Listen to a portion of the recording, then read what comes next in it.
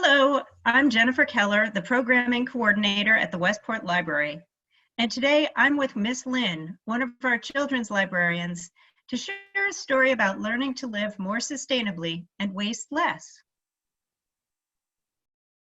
Hi everyone, I'm Miss Lynne, and this is a story that you can learn to tell. All you need is a piece of paper and a pair of scissors, and you cut into the shape of a long coat. It's a very old story called The Tailor, and it's a story about upcycling. A long time ago, there was this guy. His name was Stan. And Stan, for a living, would make clothes. He would take a needle and some thread, and he would take some cloth, and maybe he would sew something new.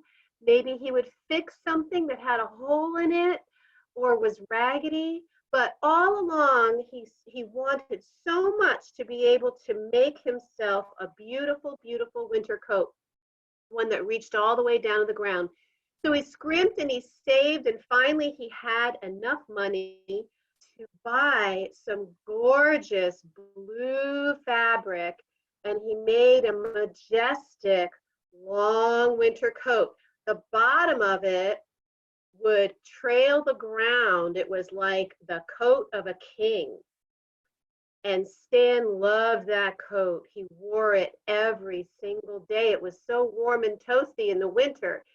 And he wore it and he wore it until at last it was all worn out. Except that really when he looked at it, it looked pretty good everywhere except along the bottom where it trailed along the ground. And so Stan, knowing how to make something out of nothing, he would take a pair of scissors and he would cut and cut and cut. And just like he did that every day, he did it to his long coat. And then he got out his needle and thread and he sewed up the bottom so it wasn't raggedy. And he had a nice spring jacket. And he loved that jacket. He wore it and he wore it until it was all worn out. At least he thought it was worn out, but when he looked a little closer, he saw that really it was worn out around the neck, where it rubbed the collar on his throat. And so he snipped there and got rid of the worn out collar. And the other place it was worn out was the sleeves, because, for instance, when he had a cold, he would rub his nose on a sleeve, and he would use the sleeve to shine things. And so he cut off the sleeves, and he got out his needle and his thread again, and he worked the magic with the needle and thread. He sewed all the loose edges, and he had a vest. Some people might say a bathing suit. You can make it a bathing suit if you want. It can be anything you want. But in this case, Stan wanted a vest because he needed something to wear out on Saturday night when he went dancing, something very attractive.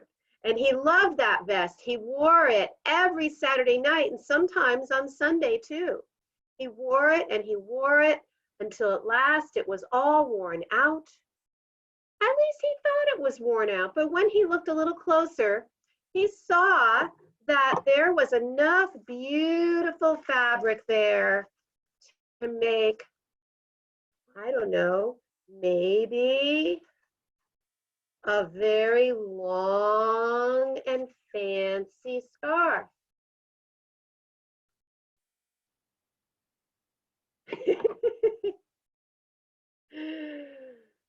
And it had curlicues in it. And Stan loved that scarf. He wore it all the time. He could wear it like an ascot. He could wear it around the back. He could, in the cold, put it over his head. He could be a hippie. He wore it every single day when he felt like it. every single day that he felt like it. And he wore it and he wore it and he wore it until at last it was all worn out. At least he thought it was worn out. But it was really just enough left to make something very special. He cut and he cut and he cut, and he made a button. And it was a button that could be moved from shirt to shirt. And so no matter what shirt he was wearing, he could put the very special button up at the top when he wasn't wearing a tie or something like that. He loved that button, that he moved it from shirt to shirt to shirt. He wore it almost every single day. He wore it and he wore it and he wore it. And then one day, you know what happens sometimes with buttons? One day, he lost it. Buttons come off. Buttons get lost. And now Stan was left with nothing.